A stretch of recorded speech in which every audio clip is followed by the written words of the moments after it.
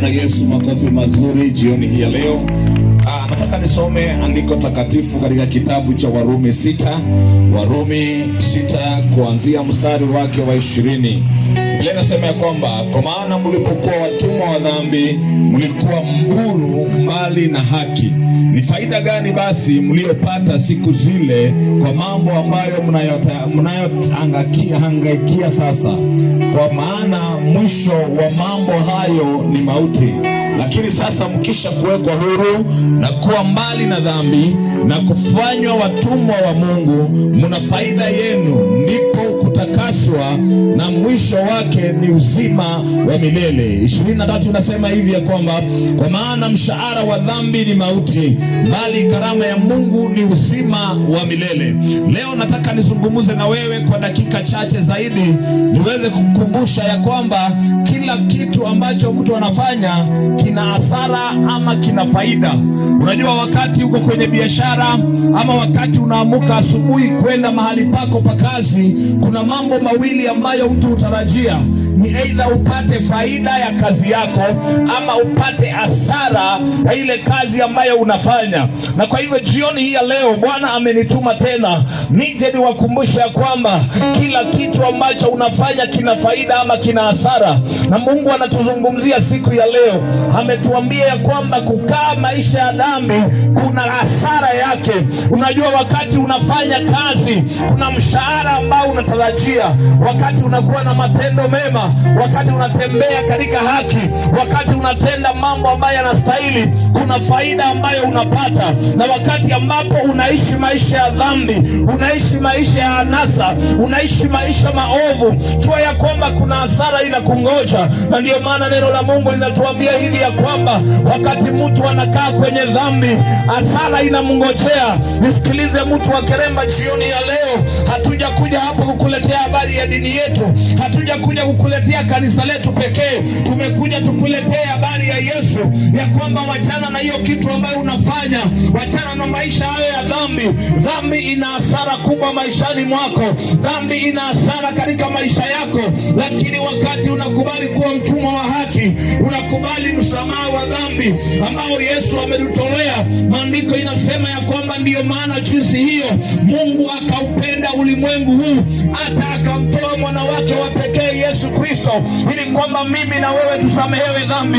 Usikilize mtu wa Mungu, jioni ya leo sisi ambaye unatuona mahali hapa hatukukuwa wazuri maisha ya mbeleni. Tuliishi maisha mabaya, tuliishi maisha ya anasa, tulikuwa wakora, tulikuwa majambazi, tulikuwa watu ambaye hatupendeki.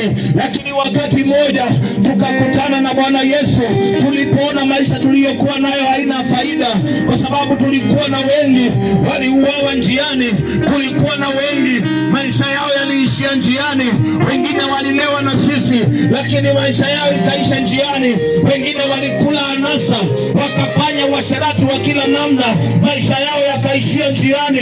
Lakini sisi kwa huruma wa Bwana, kwa msamaha wa dhambi ya Yesu Kristo, tukapata wokovu. Ndio maana leo ametuita hapa tuje tuambie watu wa Keremba ya kwamba badilisha maisha yako, wacha kuishi maisha ya dhambi. Maisha haya unayoishi ndugu yangu, maisha unayoishi dada yangu, Mungu angependa ubadilishe.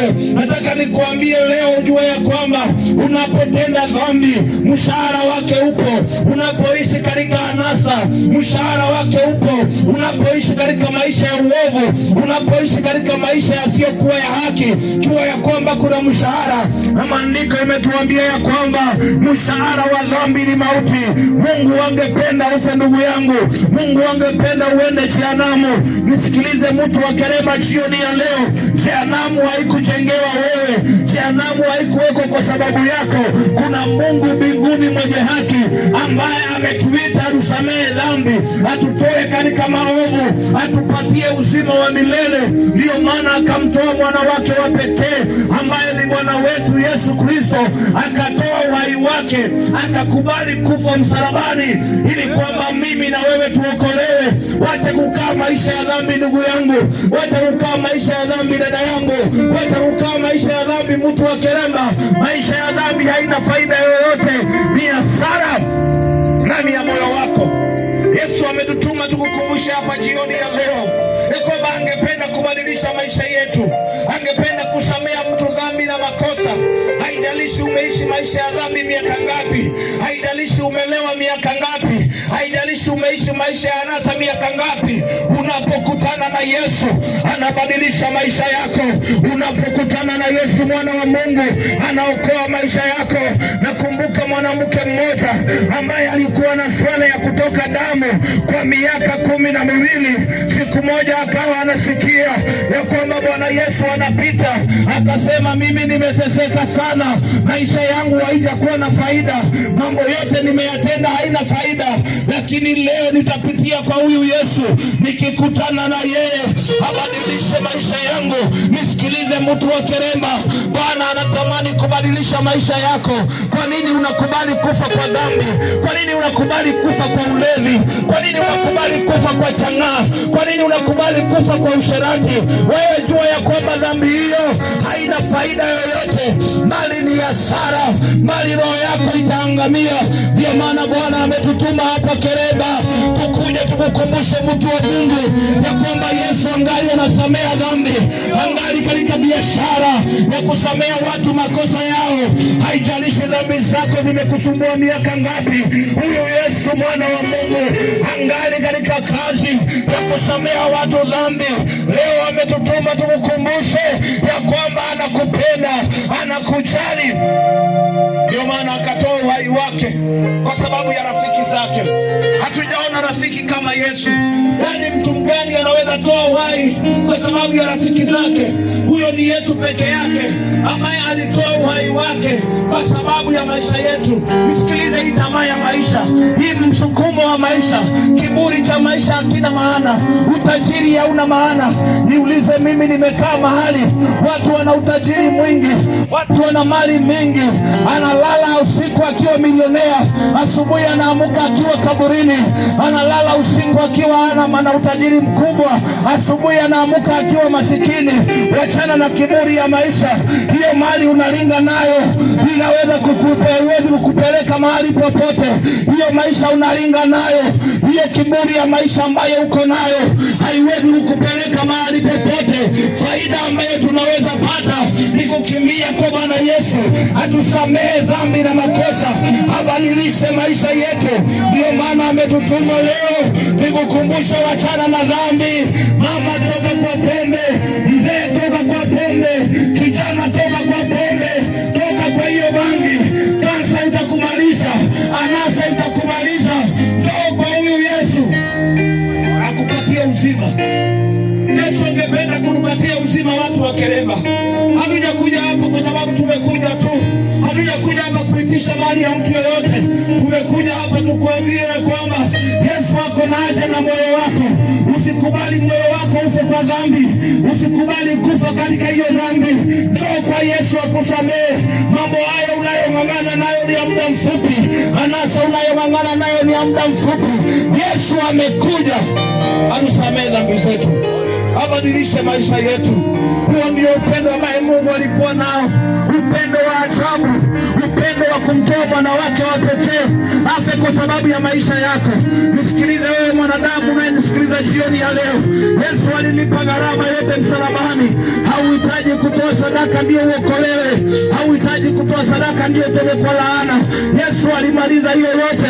Kile ambacho unahitaji ni kukubali akusamehe dhambi, ni kukubali abadilishe maisha yako, ni kukubali abadilishe hali ya maisha yako, akusamehe dhambi, akupatie uzima. Yesu amekuja kutupatia uzima. Kwa nini shetani akuibe kijana mdogo, kijana ambaye una hatima yako, unafaa ukuwa umeoa, uko na familia yako, lakini chang'aa inakumaliza, pombe inakumaliza, bangi inakumaliza. Wengine mpaka wameanza kupoteza fahamu, wameanza kuwa wenda wazimu. Unapata kijana mdogo anajiongelesha peke yake, yani maisha ambayo hayana matumaini. Nisikilize jioni ya leo, Bwana amenituma Keremba, alinitoa mji wa Nakuru, akanituma hapa mashinani nije niwaambie anawapenda.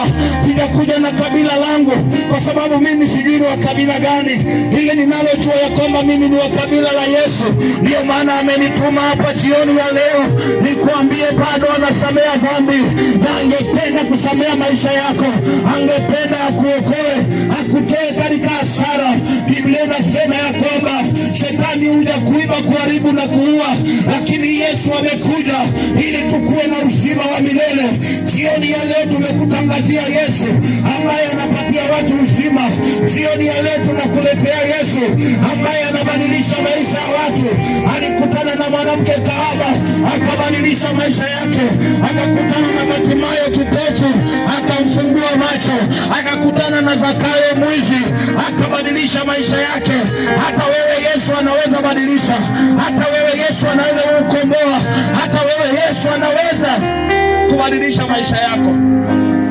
Mimi nimezaliwa mahali ambapo wakora walikuwa wengi. Tuliishi maisha ya ujambazi. Nimetoka mahali penye panaitwa Korona kule bondeni. Huko ndio mahali ambapo tulikuwa. Maisha yangu yote yalikuwa pale. Kama ni ujeuri nilijua, kama ni ujambazi nilijua zaidi. Wewe hiyo yako ni kidogo. Wewe kuja kwa Yesu abadilishe maisha yako. Wakati tulikutana na Yesu, akabadilisha maisha yetu, akatuokoa, akatupatia uzima. Na ndiyo maana leo ametutuma, ananiambia kijana, wacha kufa hapo kwa pombe, wacha kufa hapo kwa chang'aa. Kansa itakumaliza, maini yako inakatika. Afadhali umkimbilie Yesu. Yesu ako na faida, anakupatia uzima, na sio uzima tu, uzima ambao ni wa milele. Wachana na hiyo maisha ya bangi, wachana na hiyo maisha ya anasa. Yesu anaweza badilisha. Jioni ya leo nimetuma tu niwakumbushe watu wa Mungu. Popote unanisikia sauti hii, ningependa nikuambie Yesu angependa kubadilisha maisha yako. Yesu angependa kukuokoa. Yesu angependa kusamea dhambi. Yesu angependa kubadilisha maisha yako. Hii ndiyo upendo ambaye Bwana ametutuma nayo mahali hapa. Hii ndiyo upendo ambayo Mwana wa Mungu ametutuma nayo katika mji huu wenu. Tuambie ya kwamba anakupenda. Wachana na dhambi, wachana na bangi, wachana na pombe, wachana na anasa. Kimbia kwa huyu Yesu abadilishe maisha yako. Yesu amekuja kusamea dhambi, watu wa Mungu. Haijalishi mama umekaa maisha gani. Wewe mwenye hauna matumaini, Yesu anapatiana matumaini. Wewe ambaye unaona maisha yako imepotea, umepoteza kila kitu maishani, leo nimetumwa na Yesu nikuambie, angali kwa biashara ya kurejeshea watu maisha yao. Yesu Mwana wa Mungu amenituma katika maeneo ya Keremba. Sikuchagua kuja Keremba, yeye mwenyewe akanituma, akaniambia nenda Keremba ukaambie watu wa Kristo ya kwamba ningali nasamea dhambi. Mzee nisikilize jioni ya leo, Yesu angali anasamea dhambi. Mama nisikilize jioni ya leo, Yesu angali anasamea dhambi. Aje unapokusamea dhambi, anakupatia hakikisha uzima wa milele. Anabadilisha hali ya maisha, anabadilisha mambo yako, anakupatia uzima. Sio uzima tu, bali uzima wa milele. Angependa abadilishe hali ya maisha yetu. Watu wa Keremba sio vizuri. Hivi karibuni tunazika vijana wadogo.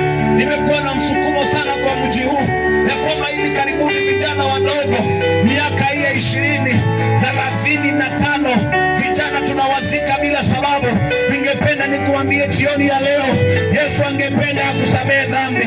Kwa nini tukuzike mapema wewe? Kwa nini ukufe kwa dhambi? Kwa nini ukufe maisha mabaya? Sikubali Yesu abadilishe maisha yako. Hiyo chang'aa unakunywa haiwezi kusaidia.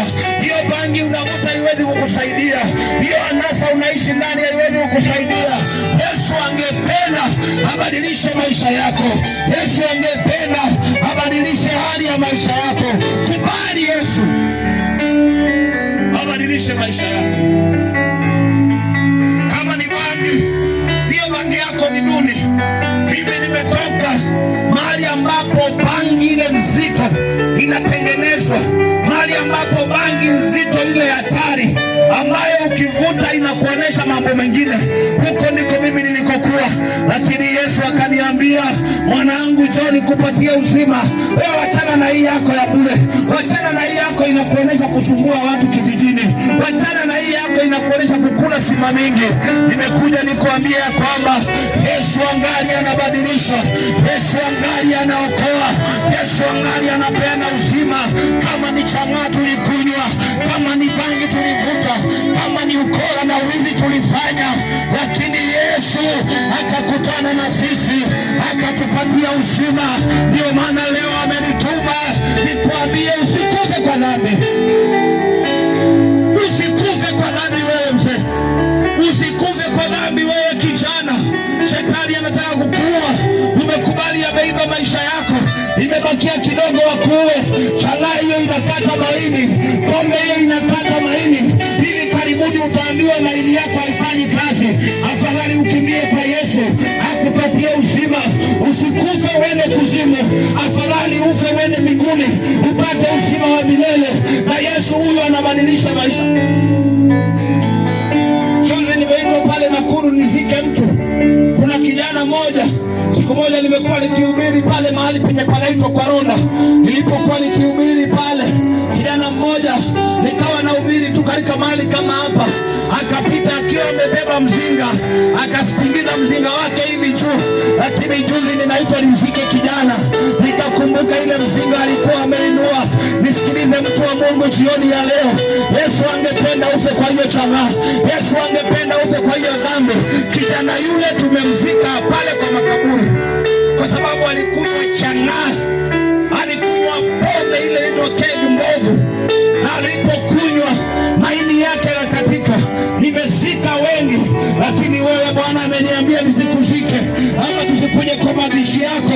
Afadhali umkimbilie Yesu abadilishe maisha yako. Hakuna ukora ambaye tunafanya, hakuna ujambazi ambaye tunafanya. Mimi hata uona wengine wanatembea na kiburi, nasema hii ni kidogo bana. Kama kuna watu walikuwa wabaya ilikuwa sisi, lakini Yesu akatuokoa, akatutoa katika ujambazi. Kuna wakati mmoja nimeonekana kwa TV tukiwa tumekaa mahali na watu wakora, lakini huyu Yesu mwana wa Mungu akaja akatuokoa, akatutoa kwa hiyo ukora, akatupatia uzima. Ndio maana leo nimekuja niwaambie Yesu anawapenda. Wachana na dhambi, wachana na uovu. Dhambi haina faida yoyote. Toka kwa dhambi mama, toka kwa dhambi mzee, toka kwa dhambi kijana. Kimbia kwa Yesu abadilishe maisha yako. Kwa nini ufe kwa dhambi? Kwa nini ufe katika uovu? Ili Yesu amekuja atupatie uzima. Nisikilize, mshahara wa dhambi ni mauti, bali karama ya Bwana ni uzima wa milele. Bwana hajatutuma hapa na karama ya kuzimu, ametutuma hapa na karama ya uzima wa milele. Hajatutuma hapa tukuambie dhambi tu itakumaliza, ametutuma tukuambie utoke kwa dhambi kabla haijakumaliza, akupatia uzima na uzima wa milele. Yesu amekuja kutupatia uzima. Yesu amekuja kubadilisha maisha yetu. Yesu amekuja kubadilisha hali ya maisha yetu. Wewe unaringa hauna chochote na hauna Mungu. Unajua kuna watu wa ajabu, mtu anaendi na ana Mungu na ako na kiburi. Afadhali ungekuwa na kitu, hiyo yenye uko nayo ni kidogo. Kuna watu wana utajiri, kuna watu wana mali, lakini leo hawalali, wanahitaji huyu Mungu. Hata wewe hauna chochote, hiyo yenye uko nayo ni kidogo. Hiyo nyumba umejenga ni kidogo, hiyo gari uko nayo ni kidogo, hiyo vitu ambavyo uko nayo ni kidogo, hiyo mashamba yenye uko nayo ni kidogo. Afadhali ukimbilie Yesu akupatie uzima, na sio uzima tu, bali uzima wa milele.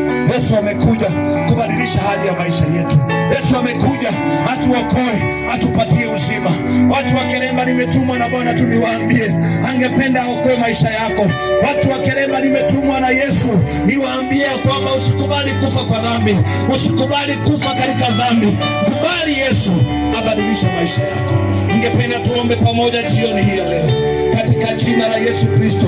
Yesu angependa kusamehe dhambi zetu. Naomba tusonge karibu, kama unaweza songa karibu kwa jina la Yesu. Matoshabalata katosa repakatosha talabarana. Songa tu karibu, tuombe pamoja. Yesu angependa abadilishe maisha yako. Yesu angependa aokoe maisha yako. Hawa vijana unawaona hapa waliishi maisha mabaya, hawakuwa na matumaini, lakini Yesu anakutana na wao. Leo sio vijana mliwazoea, leo sio vijana wale wa Keroka, leo sio vijana tu wale wa Kristo, bali ni vijana ambao wamekutana na Yesu. Yesu akabadilisha maisha yao. Hata wewe usikubali kufa kwa dhambi, kubali jioni ya leo Yesu abadilishe maisha yako. Kubali akusamehe dhambi. Kubali atende muujiza ndani ya maisha yako. Kubali tu huyu Yesu abadilishe hali ya maisha yako katika jina la Yesu. Ningependa tuombe pamoja. Siku ya kesho tuko hapa bado tunahubiri huyu Yesu. Siku ambayo itafuata bado Mungu akitutuma tutakuja. Tuko hapa mpaka siku ambayo Mungu anatuambia tuache. Akituambia tuache kesho hatutakuja. Lakini akituambia endeni muwaambie watu wale bado ninawapenda. Bado nina mipango mizuri juu ya maisha yao. Bado ningependa niwape uzima. Bado huyo Yesu angali anatenda. Ningependa tuinue mikono yetu tuombe pamoja. Baba, katika jina la mwanao Yesu Kristo, ulitutuma katika udongo huu wa Kiremba. Wakati ulinitoa katika mji wa Nakuru ukanituma katika mji huu Bwana, sikujua mtu yeyote mahali hapa. Sikujua yeyote ambaye Bwana ningekuja kwake nimwambie Bwana amenituma. Lakini wewe uliponituma ukafanya kazi yako na ikaonekana. Baba, jioni ya leo mara tena umenituma katika sehemu hii niambie watu wao unawapenda. Na Bwana, neno lako limenifikisha ya kwamba unawapenda na unawajali. Baba, ninaomba ya kwamba jioni ya leo ukakubali kusamea mtu dhambi na makosa na ukampatia hakikisho na uzima wa milele. Popote tu ulipo ungependa kumpokea huyu Yesu, singependa nimalize nafasi hii kabla sijakupatia fursa ya kumpokea Bwana Yesu ndani ya maisha yako. Popote ulipo unasema pastor, ningependa kumpokea huyu Yesu. Ningependa Yesu anisamehe dhambi na makosa. Ni jambo la rahisi tu, ni ukubali ndani ya moyo wako. Unapokubali ukiri ndani ya kinywa chako na utakuwa umepokea wokovu. Hauhitaji kufanya chochote. Kile ambacho unahitaji kufanya ni kuamini na kukiri na utasamehewa dhambi. Kwa hivyo kama ungependa kumpokea Yesu, ningependa turudie ombi hili nyuma yangu. Sema, Bwana Yesu, jioni ya leo natubu dhambi na makosa. Nisamehe dhambi zangu. Futa jina langu katika kitabu cha mauti na uliandike katika kitabu cha uzima. Jioni ya leo nimekupokea kuwa Bwana na Mwokozi wa maisha yangu. Kwa jina la Yesu nimeokoka na kuamini. Kupitia hilo ombi fupi umeweza kuruka. Labda wewe ni mgonjwa, ningependa niombe pia na wewe. Popote tu ulipo unasikia ukiwa mgonjwa, unasikia ukiwa na udhaifu wote wa mwili, wacha tuombe pamoja. Baba, katika jina la Yesu ninaomba kwa sababu ya kila mtu aliyenisikiliza jioni ya leo. Kuna wengine magonjwa, hali ngumu ya maisha imewafinya. Yesu Kristo, naomba ukawabadilisha na ukawaponya na ukawaweka huru. Popote Bwana umekuwa ukitutuma, umekuwa ukiponya watu, ukibadilisha hali ya watu na ukiwaokoa. Pia hawa wa Kiremba, Mungu wangu, utawaokoa, utawaponya na utawapatia uzima na uzima wa milele. Asante Mungu wa mbinguni kwa sababu utawatendea mema. Katika jina la Yesu tunaomba na kuamini. Mpe Yesu sadaka nzuri ya makofi. Haleluya. Asanteni sana. Kanisa letu linaitwa 10 Talents. Tuko hapa nyuma katika barabara tu hii katika mji huu sio mbali. Ukifika pale na radi direction yetu ni rahisi. Unateremka tu na barabara hii, unaingia upande wa kushoto, unateremka tu kidogo. Barabara utakayopata ya kwanza kuteremka kwenda upande ule, wewe teremka tu utaona jengo kubwa pale la mabati. Kwa hivyo tunakukaribisha pale, tubarikiwe pamoja. Kesho tuna ibada nzuri. Ibada zetu zinaanza saa 3 kamili. Tuna ibada ya kwanza ya maombi inaanza saa 2, alafu saa 3 na kuendelea tuko na ibada za baraka. Maisha ya watu inabadilika pale. Pale ni mahali pa mataifa yote. Pale tuna makabila yote, mataifa yote, tuko na kabila zote zinamwabudu Mungu mahali pale. Pia wewe tunakukaribisha, njoo pale tubarikiwe pamoja. Hatuhukumu watu, hatukuchaja, tuseme unatoka wapi, unafanana namna gani. Pale ni mahali hata ukikuja, hata kama ngozi imekauka inakuwa nyepesi, kwa sababu Mungu yuko mahali pale na anabadilisha maisha ya watu. Kwa hivyo Bwana wabariki na watendee mema katika jina la Yesu. Karibu kesho, ibada yetu inaanza saa 3 kamili na Bwana atakubariki. Mungu awabariki sana. Tutakuwa hapa kesho jioni Bwana akituruhusu kwa jina la Yesu. Bwana wabariki na watendee mema. Asanteni sana. Tukutane siku ya